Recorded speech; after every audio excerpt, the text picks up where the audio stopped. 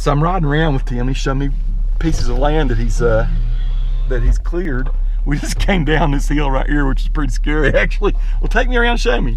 Well, I don't want to drive all over my new grass. Okay. I'll take you up here and turn around. All right. This hill's starting to fill in pretty good. You can see where I've sowed the new grass. That was just what you're looking at in the middle is what the whole place would look like a month ago.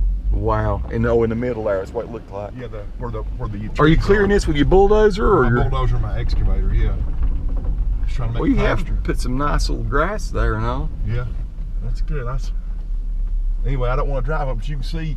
Let me get you up to the top of the hill with my big brush pile up there. If I see that, you gonna burn that? Oh yeah. If it ever rains.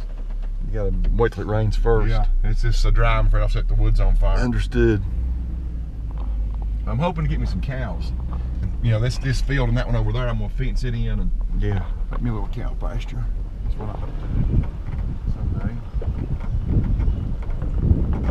Oh crap! I just think it's pretty. How many acres you got here? I've got 50 acres, but most of it's turned straight up on its end. And you think we can go up that? You gonna get four-wheel? You're in a Chevy pickup. Yeah. What model is this? What year is this? It's a 99. 99 Chevy. 99 Chevy Silverado. It's about a 70-degree angle here. I just like to get a little bit of a run and go. Okay.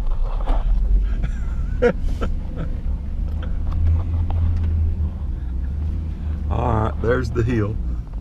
It's pretty steep. Okay, oh crap! Hey, good gosh almighty. I told you we could do it.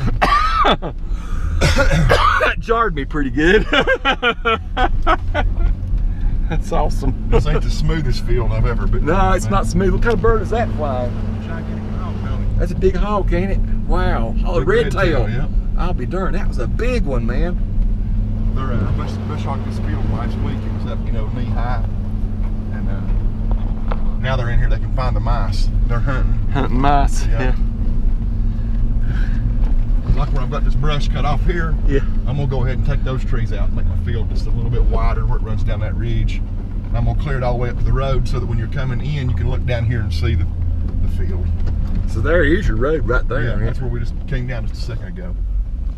But I thought this right here would be a pretty house place too. Yeah, this is a beautiful house place, man. I was noticing that when I drove up. I said, I wonder how much Tim would sell that for to be a place for a home.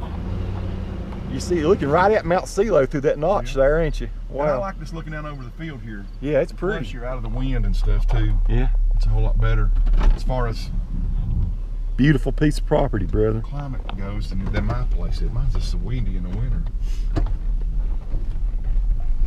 I'm shooting this with the Hero 4 in 2.7K. I'm sure it's very shaky, but that's all right. It's been about 3 years ago. My grass, the soil's just so poor. When you get these floral ivy thickets, you got real acidic soils. And I've been putting lime and lime and lime on it, but it takes a while to get enough. Yeah. I probably need 20 tons of lime on this little area. But you have got good growth on it now. I mean, you're not gonna. It's not washing. It's not gonna erode. Yeah. It's not eroding, but it just ain't. I'm afraid if I put the cows to it right now, they'd eat it into the dirt. Yeah. The grass wouldn't keep up with it. Well, I mean, you could put a cow on it probably. Yeah. It's nice though. And there's my bulldozer. Yep. We need to make some more just clearing, knocking down trees. That one video's been watched a lot. I noticed it the other day. I hadn't looked at it in months, and that video of you knocking down trees has been watched like 6,000-7,000 times, hasn't it? Yeah. And then I see a lot of videos of just that same stuff that get a lot of views.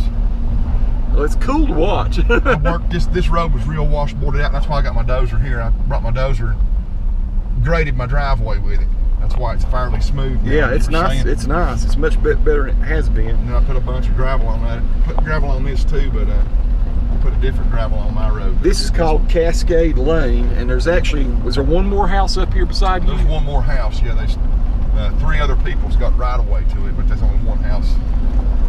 And then Tim's road bears off to the left here, his driveway, and he designed all this. Yeah. Figured out how to. He bought this piece of land, and then I think pretty ingeniously decided how to put a road up into it. Well, it took some thought, didn't it? It took some thought, and it was hard because it was so wooded. Had I done a little bit more clearing just by hand to start with, I could have done just a little bit better. I mean, I've learned a lot. This was the first road I ever built, and since then I've got a little bit better at it. I was 30-year-old when I started this. Yeah. I never owned a track hoe, and I went and bought a track hoe and started building this road. You built it with a track hoe? Yeah. Not with a bulldozer? I had my buddy Billy Hurd had a little bulldozer, and he helped me, but I done all the grading with the track hoe, and he just pushed, he would move the dirt out of the way, done all the heavy digging and the clearing. Did you walk kind of back and forth along the side of the hill, try to figure out what would be the best way to do it? Well, I'd cut the timber, and this part of the road did not exist, but I had a little road.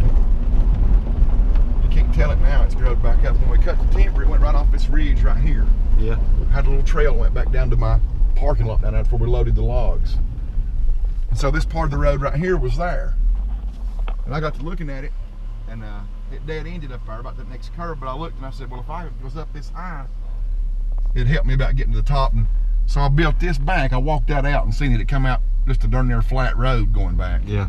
So that's why I started where I did. And I tied into this part where you actually used this right here as a log road, but it was just real narrow. So, see, there was another road, but that road right down there was the one I had started to. That's where it was meant to go. Yeah, that was a logging road that I started to use. But I seen that if I could get in this one, I had, 30 foot more elevation. That would take a lot of the steepness out of it. Yeah. So that's what I wound up doing, and then once I got to here, so I say this was new again. I had a road down there, but I got this road and just eased it right on up. Well, it's perfect actually. I mean, it's there's no part of it that's too steep to get up, even though you're at a high elevation up here. What would you say? 3,600 feet or so here? No, I think the knob up on top is 3,500. 3,500. So I think we're about 34 where the house is set. That's his house. I don't know if the knob's 100 foot higher or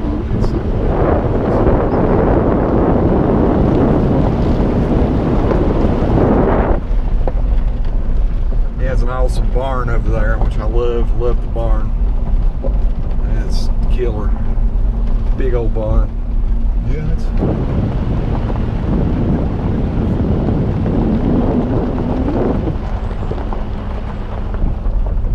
So that's it. A tour with Tim Glenn.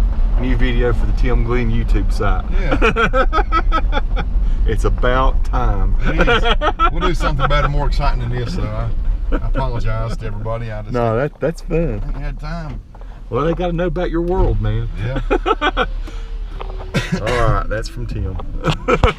Thanks.